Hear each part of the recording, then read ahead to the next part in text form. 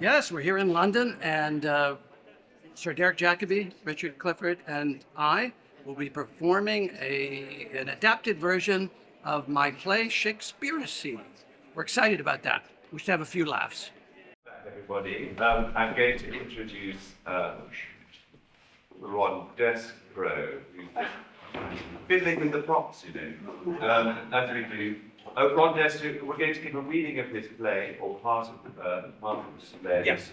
Today, and he's going to introduce it himself. Thank you. Well, it was about 2 years ago.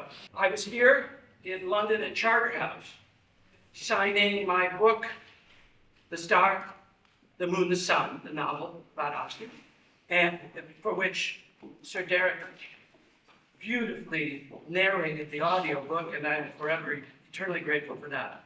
And so I was signing the book, and a woman came up to me, and I said, "Your name?" And she said, "Alma Chisholm." And I said to Alma Chisholm, "Best wishes, Ron Destro." And I gave it back to her, and she said, "What's this?" And I said, "That's your name, Alma Chisholm." She said, "No, I was asking Alma Chisholm." That really didn't happen. What did happen was I was in New Orleans at the SOF conference 2 years ago, and signing a book, and a woman came up to me and she said, "Is there a really good beginner's book, just for beginners, about this Shakespeare authorship question?" And I thought about it for a minute, and then I thought, well, I'm not sure I could think of one. So I went home and wrote it. And it just came out, and that's what this is, the Shakespeare authorship question for absolute beginners, lazy louts, and naughty painted names. So, and I even have Stephen Fry, who said this is preposterous, snobbish, and bizarre. I thought that was worth quoting on the comment. He's been very upset. Very upset. No, he's not a nice boy at all. So that's why I used it. But just to dig a little. But so, at any rate, today, and by the way, the book is good for beginners, but it's also for us old timers who know about it as a quick reference guide to all of those questions that we want to have the answers readily at our fingertips. But so that's the purpose of the book. And in the third appendix, I decided to add this play, SHAKESPEARACY.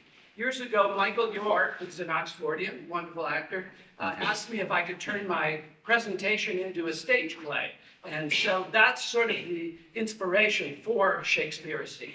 And you're going to see a shortened version of that. And I'm very grateful and honored to be on stage today with two of the world's greatest Shakespearean actors. And so I thank you both. Yeah. Sir Derek will be reading the role of Edward de Vere, and Richard will be reading the scholar, and I will be doing the role of Will Shakespeare of Stratford-upon-Avon. So without much ado, I think we're just about ready to begin, aren't we, gentlemen? Why not? Here.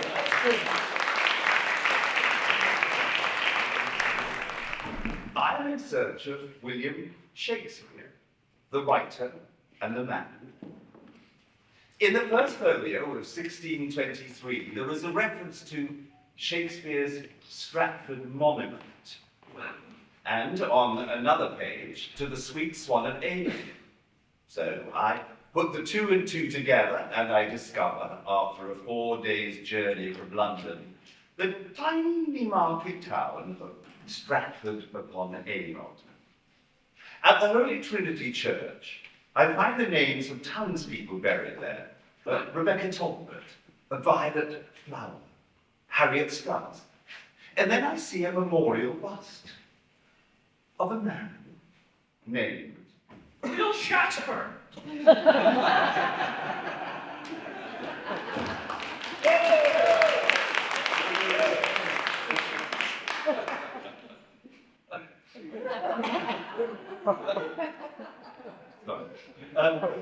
Is it called corpsing?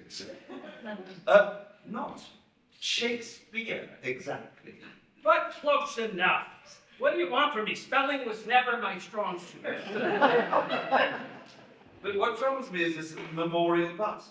After all, they're meant to depict one's occupation in life, but I can see no image of a writer here. This man seems to be clutching a sack of grain.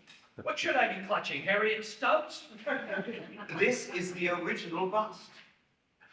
I then learned from locals they refer to old Will simply as a grain dealer. Funny, your name never claimed to be, your family never claimed you to be a writer, nor did anyone in the town of Stratford. Not their fault. Ignorant clack dishes, all of them. And then I find this troublesome grave description on the floor. Good friend, for Jesus' sake, forbear to dig the dust and close it here. Blessed be the man that spares these stones, and cursed be he that moves my bones. Did the greatest poet of the English language write such doggerel? What's wrong with it? I don't know, it just sounds a bit odd. Next to, no longer mourn for me when I am dead.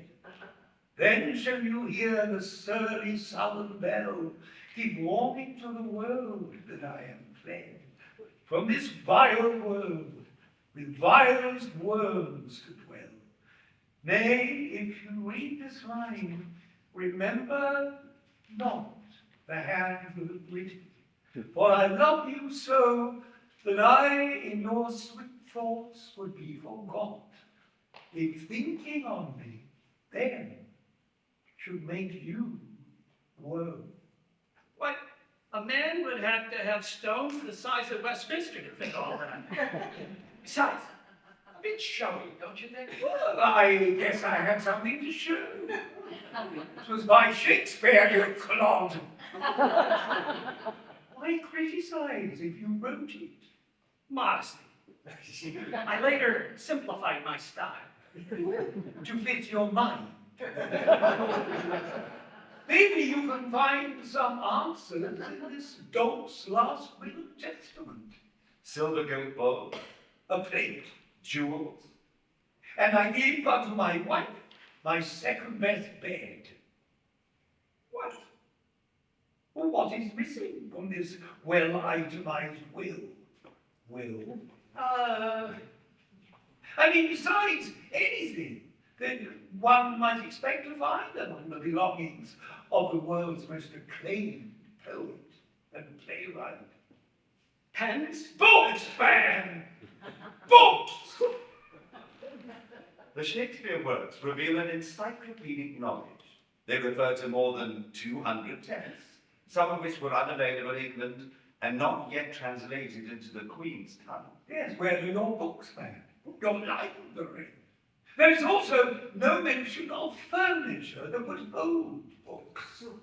No bookshelf, or even your second best bookshelf. Are you inferring something by that last bit? No, I am implying it. In fact, I am stating unclearly that your will reveals that you had absolutely no interest in anything cultural, nor could you read, nor write. I like not your words, sir. Then I appreciate your not claiming them as your own sinner. With what proof do you claim them? My name is William Shakespeare. Yours isn't, so there. Your name is Shakespeare. Shakespeare. I know. There is no middle E within your name, nor no wit within your head. What was your grandson's name? Quiney Shakespeare. And your father? John Shakespeare. So you are William Shakespeare. How do you spell it? Beg pardon? A simple question, asked of a simple man. I find your accusations rather accusing. Well, your name Shakespeare. Here, check it out. You know, is this goose? I'm used to goose. Write it! You've never held your pen in your life, have you? I signed a lot of books in a day. Then why did your first biographer, John Aldry, write that you, and I quote, wouldn't be debauched, and if I invited to write, he was in pain? Why, that's a bold-faced lie. Oh? Wouldn't be debauched. I was debauched everywhere I went. I was debauched at the Swan. I was debauched at the Globe. Harriet Stubbs did some fine debauching with me behind Holy Trinity. Why, I was debauched left, right, and every which way the sun. They never debauched. Why is the rumor we're running around that you were in pain to hold a pen? Some of them are very heavy. The one signature remains from your lengthy existence upon this orb, but those few scratches. What is that? What? That's my signature. This is a signature. A bit girly, wouldn't you say? Go ahead. Read it. Aloud. You can't read, can you? I'm without my spectacles. You're illiterate. My spectacles! You, sir, are a spectacle. Edward Oxenford. Oh, no, not him. Yes. Edward de Vere, 17th Earl of Oxford, Viscount Bulbeck, Lord of Scales and Battlesmore, Lord Great Chamberlain of England, at your service. There's an age bow. What were you trying to accomplish with all these cat scratching? Many speculate that I could have been, possibly, a bit ill when I signed that. But the will begins, and I quote, I, William Shakespeare, in perfect health and memory, God be praised. Standard issue. Some say he had syphilis. Harriet Stubbs. How do you explain the fact that each time you vomited up a signature on this very important document, you spelled your own name differently? I like variety. You can't even spell variety. Proves my point.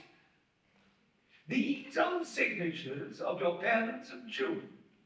It seems clear that none of them was legitimate. Did the most erudite writer in the English language not teach his own children to read his life's work? I had daughters. If your plays abound with female characters who are well read, bursting philosophy, and are in every way literate. Let us see if we have this correct. Illiterate. Illiterate. World's greatest writer. Illiterate. Illiterate. Is that another right? I did. It does not look good. And why the hyphen? Do you even know what a hyphen is? Yes, I know what a hyphen is. I'd like to hit you with one right now. And why the anonymous autos? Yeah. What is this, the Star Chamber? If you would travel to London to become rich, a rich and famous writer, why then were so many of the texts first published anonymously? Yeah, that means with no name attached to them. I know what anonymous is. I saw the movie. Romeo, Juliet, Henry V, Titus and Lawrence, all with no name. I can explain it. Well, Have you ever seen Titus Andronicus? fair enough. What about the others? And what of this anonymous poem? Wit's Recreation, which is addressed to Mr. William Shake-Spear. Shake-Spear. We must be silent in thy praise. Returning to the burial monument to find answers only brings more questions. Because it's been changed. Altered to present the man formerly depicted as a grain dealer, now a writer. Why was it changed? And why does it now resemble that famous face from the first folio? The so-called portrait of William Shakespeare. The engraver, Martin Flusuk, was a mere 15 years old when Will Shakespeare died. I did what now? Why would the publishers choose him to capture a stranger's likeness? Likeness? Wait, this is a caricature, a joke. Hey, the head seems disengaged from the body. And is disproportionately enormous. The Dutch-style haircut looks like a bad wig. The hair is longer on the left side than on the right. My barber had one eye. And the rather high-class doublet is disproportionately small. To make room for that huge, floating, water-bloated head of his. And look at that collar. Why? But the oddest thing about the doublet is that the right and left sides of it are different. You see that the large wing lapel on the figure's right side, it is actually what one would find in looking at the back of the left side. It is as if the sitter had two left hands. Is it meant to suggest, therefore, he could not write? Since left-handed people were, in quotes, corrected in those days. So that's why that suit was so cheap. And there is nothing in this portrait to suggest that the sitter was a writer. What we know for certain about the man from Stratford Hey, I'm standing right here. is that you were hanging with a pretty tough crowd while in London. What else would you expect from the man who penned Richard III and Henry I? Again? Henry V.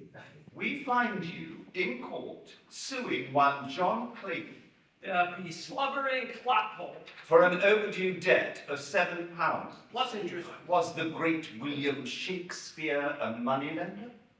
Well, what's wrong with that? Helping the less fortunate. In London, you're listed as a tax delinquent in 1591, 1599, and 1600. My accounts man shall hear this. Perhaps your personal letters can shed some light on your life. But not one letter has ever been found written by anyone named William Shakespeare, or for that matter, William Shakespeare. Well, who's losing all this stuff? I wish to have my solicitor present. Well, My plays can speak for themselves. good, because you certainly can't speak for them. Whatever happened to that mysterious Henry I? Henslow probably lost it, figures. You're as simple-minded as the porter in the Scottish play, aren't you? The what? Well, you know, double, double, toil in trouble. Why isn't the toilet in trouble? Oh, you mean Macbeth? We like to call it the Scottish play. Have you ever been inside the playhouse, man? You know I have. How else could I have written my great work, Hamlet?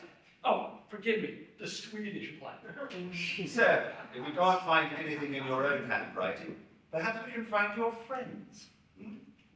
Based upon the intimate dedications found in your poems, Venus and Adonis and the Raven of Greece, we may assume that here is one very close friend. You recognize that face? You Greece? Oh, This is nobleman Henry Rose, Earl of Southampton. Ah, my old friend Henley, Henry. the fifth. But there is no record that of Will Shakespeare or Shakespeare ever met Southampton. What? Who's keeping these records? Yet the dedications would seem quite out of place if written by a commoner to a lord he had never met nor known quite intimately. I prefer to keep my private life private. What is odd is that there is indeed no record of William Shakespeare, the great playwright and poet, ever having met anyone. I say screw the paparazzi. No one ever described him personally.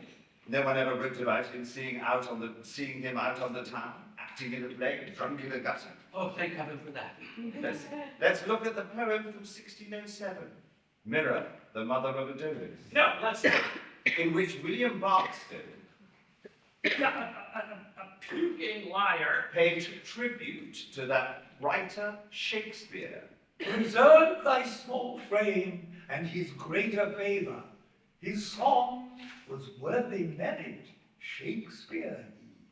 His song was worthy merit, past tense in 1607. But you lived until 1616. What time is it? Now, let's go back to the sonnet's dedication, printed 2 years later in 1609. To the only begetter of these ensuing sonnets, Mr. W.H. all happiness, and that eternity promised by our ever-living poet. Our ever-living poet. Sounds like he's already dead by 1609. I'm not the only doubter. Henry James claimed that The Divine William is the biggest and most successful fraud ever practiced on a patient world. Toad-spotted scut. So, where is your literary training? Where are your books, your papers, your capers? Wait, it's been years. They could have easily been lost, destroyed, burnt.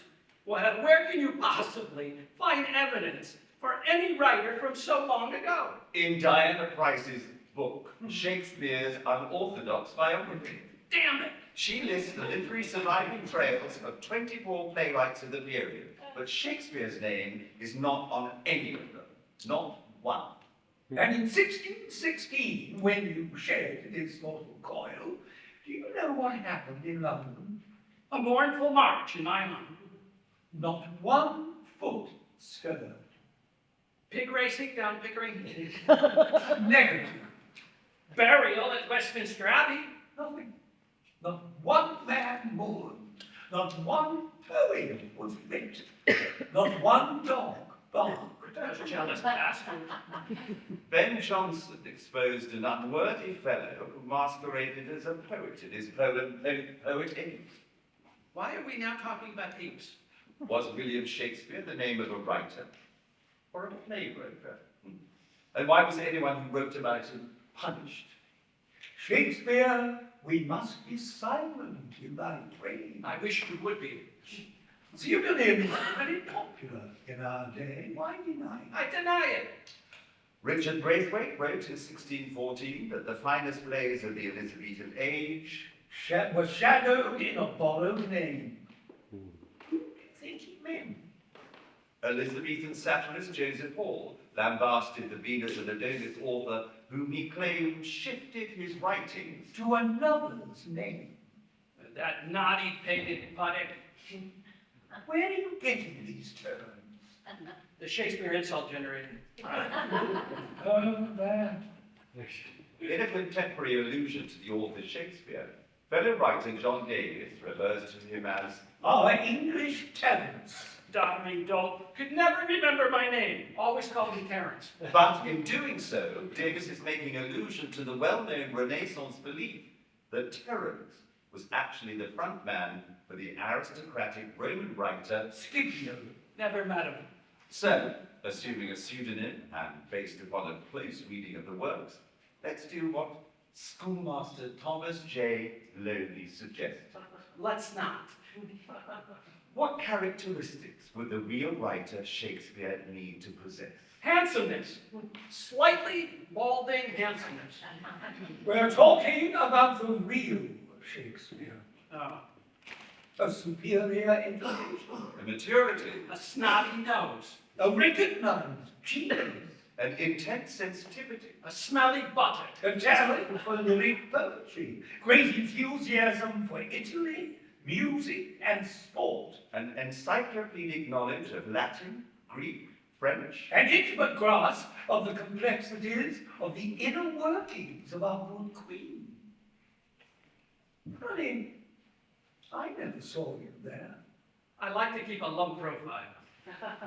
The odd thing about this sonnet's dedication is the layout, all capital letters, a period after each word. And the page seems to be laid out in 3 inverted triangles, all of different line lengths. The first triangle is made up of 6 lines, the second only 2, and the third triangle has 4 lines. This can be no accident. What if it was a code? My good friend John T. was among the first to use ciphers to encode secret messages in the print. And did philosopher and statesman Sir Francis Bacon. I knew his cousin, Butts Bacon, it's true. Googled him. And so, what if the sonnet's dedication were laid out to suggest a code? 6 lines, 2 lines, 4 lines, 6, 2, 4. Let's look at every 6th word then, 2nd word, then 4th. If this should make any sense at all, then the odds of it being an accident would be astronomical. With the 624 code, discovered by physicist John Wallet, it reads, These sonnets, all by ever the four.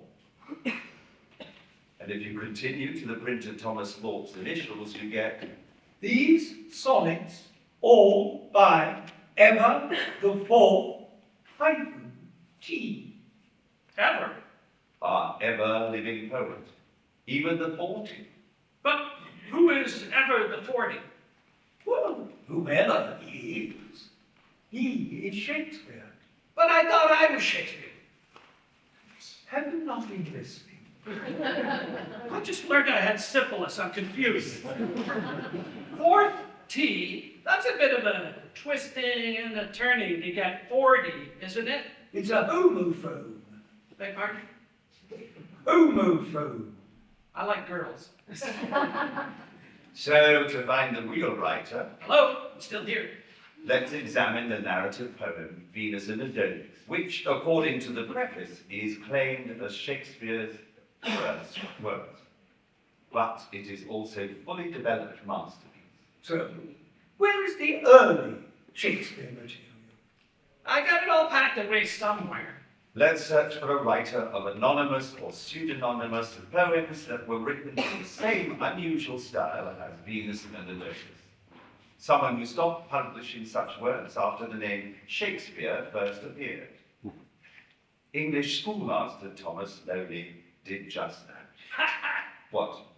Loony. It's pronounced Loney. Sure it is. Mr. Loney discovered a poem that matched the meter and imagery as Shakespeare. A poem called Women's Changeableness, written by a young Edward de Vere. the 17th Earl of Oxford. Oh, him. In looking him up, he found Lord Edward described as, One of the best writers at court and best for comedy. he's called the most excellent among the rest, and yet it would appear that no plays of his have survived. How is this possible? Then Mr. Loney discovered how. I was afraid of that. He read in the art of English poesy that some courtiers write well, but suppress it. That wouldn't be. If their doings could be found out and made public, with the rest of which number is first, that noble gentleman, Edward, Earl of Oxford. So, noblemen use synonyms for the sake of honor? Something like that. I did not know that. You weren't supposed to know. Ergo, one of the synonyms.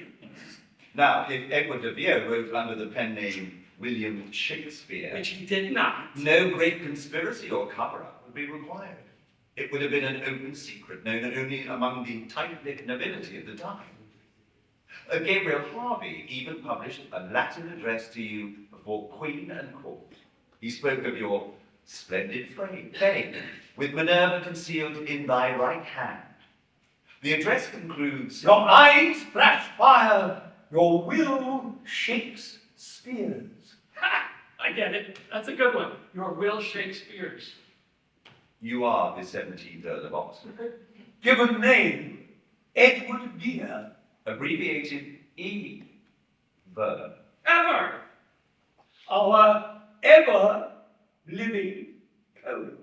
These sonnets, all by ever the 40. I think we've solved it, Odette. Lord Oxford was referred to as number 40 in the secret correspondence between Elizabeth's Secretary of State and King James of Scotland in their letters preparing the way for the accession of James to the throne of England. Thus, the reference to ever the 40.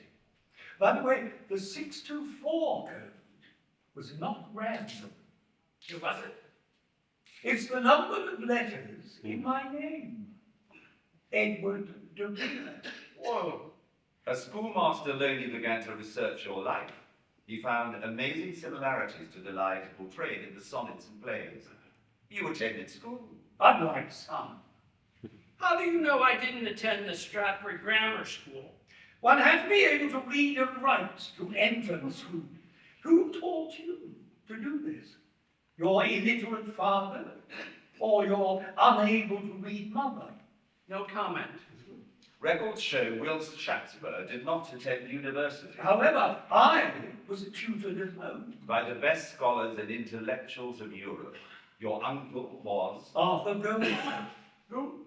He translated Ovid's Metamorphoses. And? It was considered to be Shakespeare's greatest influence. Oh, so I must have read it. After all this, yet you persist. And another uncle. Henry Howard, Earl of Surrey. So what did he do, invent a quill?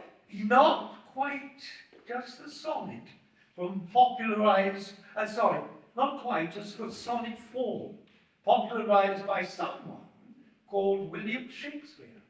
He also invented blank verse. You know, Dumpty Dumpty Dumpty Dum. Dumb, I know. Margot Anderson's book, Shakespeare by Another Name, Don't you people ever get tired of writing books? details the life of Edward de Vere. After your father's death, you were raised in Queen Elizabeth's court by William Cecil, master of the Court of Wards, the man recognized in traditional scholars as the historical prototype for Hamlet's Polonius. later, in a troubled marriage with Cecil's daughter Anne, after malicious rumors of her infidelity, you and Anne separated for 5 years. Gossip was later spread that your young wife had tricked you into sleeping with her rather than with your mistress. How'd that happen? It was dark. This was the famous bed trick that rumor had it begot your first child. So your noble father had died. You were made ward of the court. The monarch insisted you married Cecil's daughter, which you refused, she being a commoner. The queen then elevated Cecil's title to allow the marriage. You tried to run off to Italy to avoid the wedding, but were brought back. The marriage happened. You refused ever bed the bride. However, while you were away in Italy, she became pregnant. You two then separated, but finally reconciled. Happy ending, kind of. And in the play, all's well that ends well. Lord Bertram's noble father dies. He was made ward of the court. The monarch insisted he marry a commoner, but he refused. The king then elevated her title to annul the marriage. Bertram tried to run off to Italy to avoid the wedding, but was brought back. The marriage happened. He refused to ever bed the bride, however. While he was away in Italy, she tricked him into sleeping with her, rather than with his mistress. She became pregnant. The two then separated and finally reconciled. Happy ending. Sort of. Coincidence? Shakespeare, it appears, was a very autobiographical playwright. Not to my ears. There are many parallels in the life of our Earl and in the character of the plays. An extramarital affair resulted in London street battles of the two families. Oh, I know, Elizabethan Montagues and catapults. Something like that. In 1638, Richard Brome refers to Shakespeare as An English earl that loved to play and player so. But I'm not an earl. Exactly. and about those three men with whom Shakespeare the writer was connected. Each of these men, the Earl of Southampton, Pembroke and Montgomery, were all at one time or another Homophones. Sought as husbands for one of my three daughters. Philip Herbert, Earl of Montgomery, did marry your daughter Susan. These are the two brothers, remember, to whom Shakespeare's first folio was dedicated. The two men had put up a lot of money to print it. Please thank them for me. Let's turn these tables around, shall we? For you lived in Italy for near 2 years. So, how do you explain the errors about geographics in your plays set in the country of Europe? It's a... such as... In that Verona play about the two gentlemen, what's the name? The two gentlemen of Verona. Yes, now, what did we end up calling it? The two gentlemen of Verona. That's the name of it. Oh, yes, good title.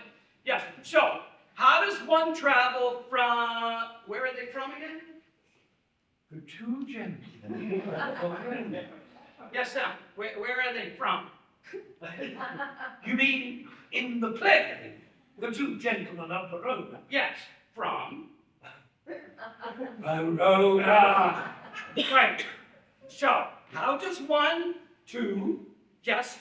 how does two gentlemen travel from Verona, a landlocked city, to Milan. another landlocked city by, as is written in the play, a boat? I mean, only someone like me, who had never set foot in Italy, nor never crossed the Creek of Cockermouth, would make a Bone Bailey error like that. If you'd taken the time to study ancient history in that Stratford grammar school you never attended, then you would have known about the inland canals. Again? Inland canals. As Richard Ball Rowe points out in the Shakespeare Guide to Italy, there were a series of canals that connected most of the inland cities of Italy. They were actually the safest and most comfortable way for a gentleman to travel. Boats to Milan? Why, yes. Just take the Po to Ostiglia, then up La Fossa and down to Taro, passing the Nicola Sola or Dougalon, if you prefer, and over to Adige at Legnano. Easy. What do I do after the poem? How did you discover there were horses in Venice? Who told you about the common ferry that brought visitors to Venice and the precise location of Belmont? And how did you know that there was a statue on the Rialto called El Gobbo? A good writer never reveals his sources. That there are flint streets in Verona? How did you know that in the floor of the Siena Cathedral there was a circular mosaic depicting the 7 ages of man? Known at court as the Italianate Earl. The Italian had what? You seem to have an answer for everything. What about the Stratford and Avon mentions in that first folding book? The folio. Yes. Ben Jonson, who helped put together the first folding, was under the employ of the Herbert brothers while working on the book. Let's examine those enigmatic references to Stratford and upon Avon. Yes. I lived on the Avon in Stratford. A town, by the way, that is never mentioned in the play. Or did I miss your merry wives of Stratford? There are no merry wives of Stratford, believe me. About the mentions in the folio, Lord Edward, where did you live while in London? I lived in a part of East London called Hackney, Which bordered a London suburb named Stratford. and down the road in Warwickshire from Master Shakespeare's Stratford upon Avon, near your grandmother's estate, You own a home? Yes. Built a wall. which borders the river of Avon. clever Ben Jonson. Both Stratford and Avon refer to you. Too clever by half, if you ask me. No manuscripts of the Shakespeare plays have ever been found. Darn housekeeper! Which is unusual. It's an odd itself, is it not? The year Johnson completed editing the folio, his personal library of books and manuscripts was Burnt to the ground. How did you know that? A birdie told. A little birdie? No, Barnaby birdie. Good with fire, as I recall. I need a drink. There is a lot of money at stake in this Shakespeare business. Millions of pounds. I'm Shakespeare. Oh, here we go again. And I have a great witness. Show him. The best witness ever. Who? Will you excuse us for a moment? I'll tell him. I'll tell him what? I'll tell them all. About? Did you ever expect they would print those personal poems of yours? You mean the sonnet? Yes. Never. Well, they did, didn't they? And that's why they couldn't print your name on that folio book, right? Well, they couldn't after the sonnets were released. They revealed too much of the truth. Then I'll tell them about what they all mean. I'll tell them about him. You mean Rosa, Hedley. Henry? I'll tell them the truth. Oh, my only boy, as a decrepit father, 1 hour mine, I demand that changeling boy, and such as. You won't.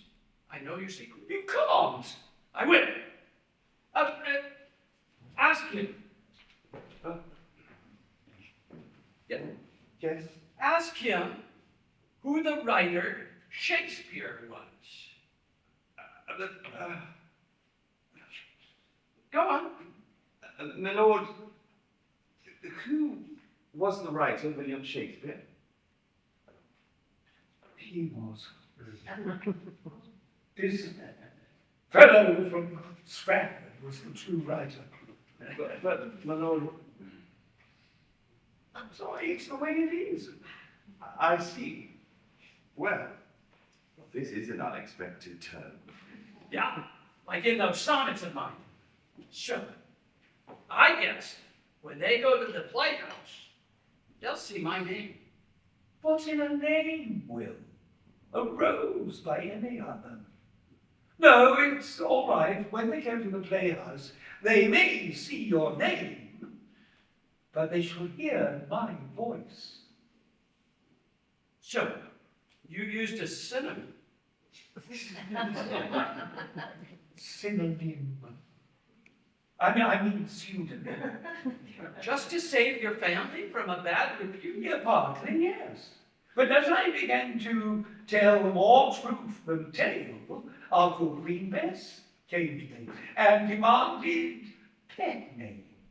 For if her subjects suspected these anonymous plays and poems came from a court insider, they begin to search for the noble identities of the characters portrayed within. And then they discover Burleigh and Hatton and Leicester and the very Queen herself, and me, and the changeling boy. So it was true. Those stories about Her Majesty having a secret child and all. I remember those songs we sung at the Bull and Spectacles. Well, whether true or not, it didn't matter. You see, she was nearing the end of her life. And England needed a new king. Better to have an English monarch than a Scottish one, who had ties to Rome. And Henry was such a princely young lad. So the campaign was laid. I would tout the idea of Southampton being of mine and Elizabeth's royal blood. And then circulate the poems among those nobles who would see to it that the crown went to the young Earl. I had Warner write Albion's England, suggesting that the Queen had a secret heir. Hence, England's heirs apparent have of Wales been princes till our Queen concealed her heir. I heard tell of it. I asked Sanford, Peel, and Tom Nash to write some discreet verses suggesting Southampton's royal pedigree. But then it all came crashing down. Growing impatient for Her Majesty to name her heir, Southampton got involved with that Essex thing. And it was all for naught. It took all I could do to have the new king spare his life. A deal that Robert Cecil dreamed up. The boy's freedom in exchange for never having my name attached to those poems. You changed your name for the boy's life? I think it was necessary. And then I chose a very odd and telling name. Hey, Will Shakespeare. The old jousting chance, Calasafina, and all I had them add, the hyphen. Just so all would smell the deception. But apparently they never did. I guess they don't smell good. What? Was he really your son? I never anticipated such a one as you would come along to grab for glory. But all is well, I suppose, enough people in the know knew. Now, let me buy us those drinks. You're all right, my lord. For a lord, you know that? Why, thank you, William. You're all right yourself. I may not have been quick with a pen, my lord, but you know those wondrous smart paintings of Her Majesty and Raleigh and Drake? If I Nicholas Hilliard, I painted them. you. Oh, yes. I was very busy in those days. You see, since I never really ripped, I dabbled a bit with the paint stick. Brush. Brush. Yes, brush. You see, when I was a young fella, shoveling pig dung and chasing after Harriet Stubbs, I used to fancy myself with the paint stick. And one day, I dropped the stick into the pig dung. And then I swirled it around a bit, and lo and behold, the end.